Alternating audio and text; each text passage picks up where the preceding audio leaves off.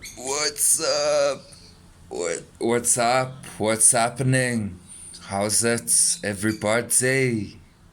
How are all of you today on this glorious Monday morning?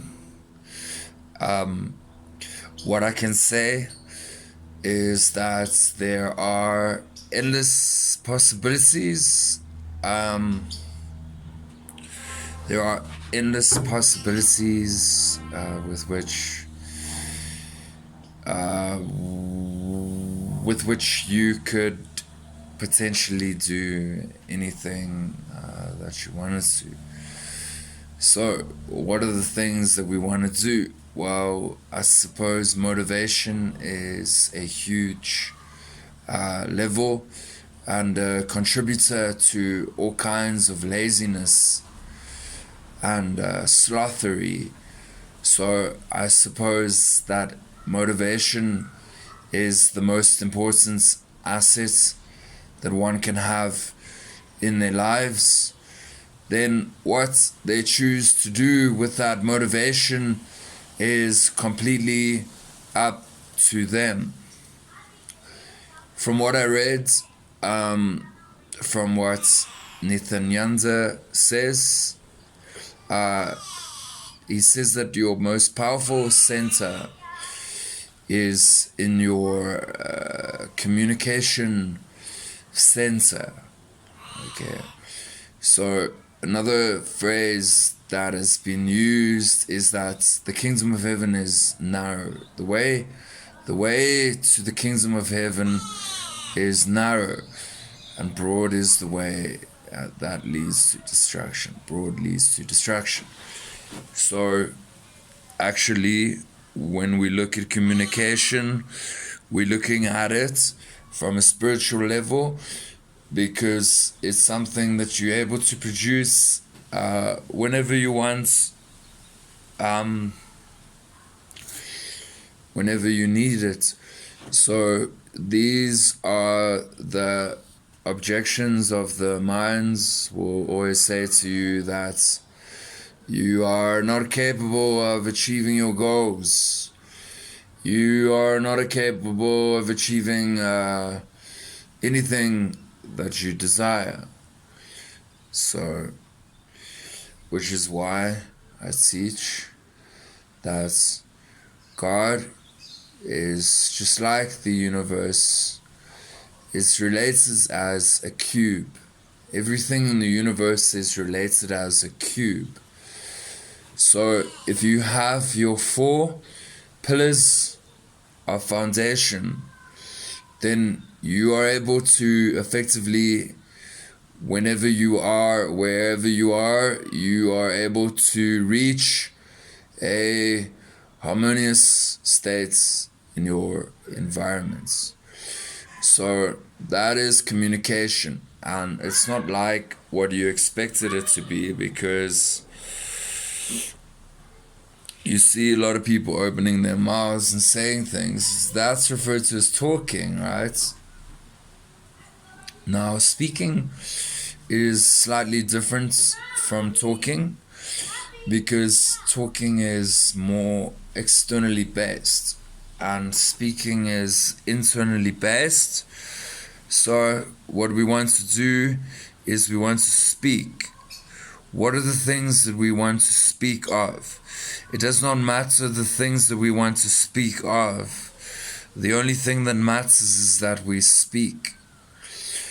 It's important that we are portraying ourselves in however manner we want to portray ourselves. However, in truth, the speech is an indication of a thought that you are having in your brain.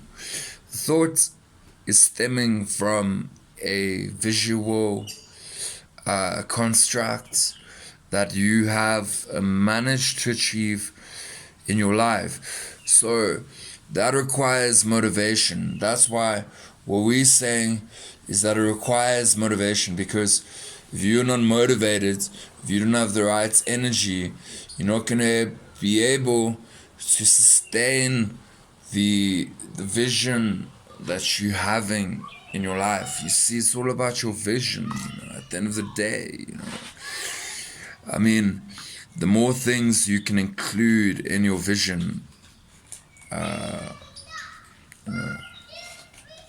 that's going to be beneficial to you. But what I find fascinating is that you can have a vision of what you think you want, and then your subconscious has put certain images in your vision for you to unlock. So, say for example, you're visualizing yourself at a park.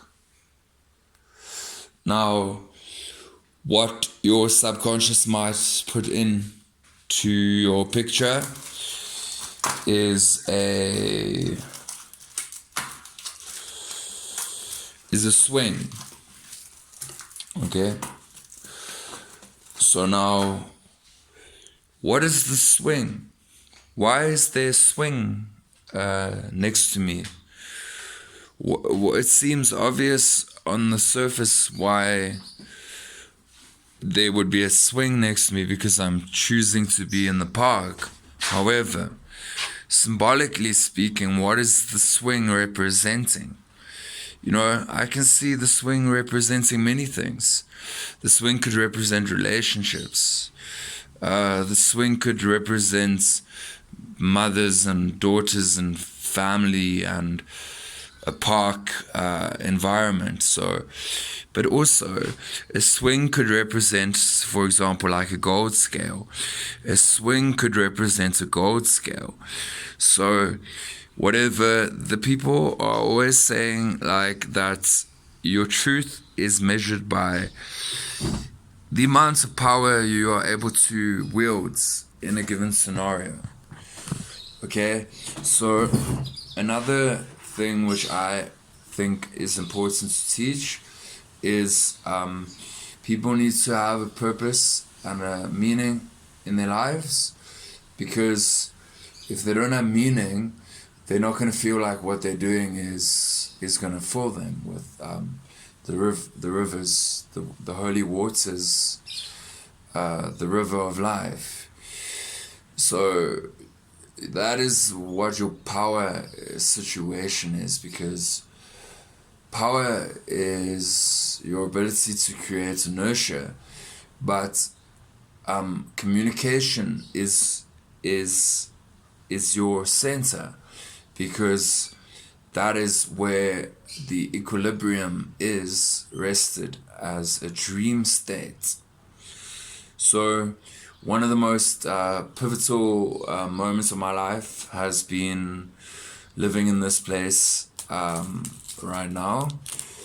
And immediately what I recognized was, when I arrived at this establishment, that there was a certain culture, okay, fine, but there was a symbolism that was being portrayed as to my dictation of the place where I was to live, right? And the place where I'm living is related to communication. So it would be interesting to think that you would claim your birthrights to live in a harmonious state, which is a dream state. I mean, it's not like the end of the world or anything, it's just one aspect. It's like, for a healthy state of consciousness, you are essentially, what you are doing is you are entering into the spiritual realms. And it's not that you don't like the world anymore, it's just that you are finding a fascination with ideas. And the isolation that comes with the introversion is part and parcel. But when you acclimatize to the low serotonin levels and the increase in melatonin. You are able to reach a relaxed state, and in that relaxed state, you are able to enter into hypnosis. And the cool thing about hypnosis is that you are essentially able to program your environment with whatever it is, that you want. So that's the system, you know. So, you know, for me, you know, when I grew up introverted, I always saw people talking around me, and I assumed that they were communicating.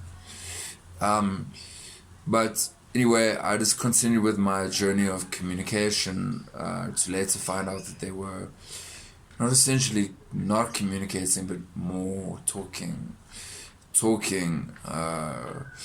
talking is a form of communication, you see, but the pure communication is thoughts.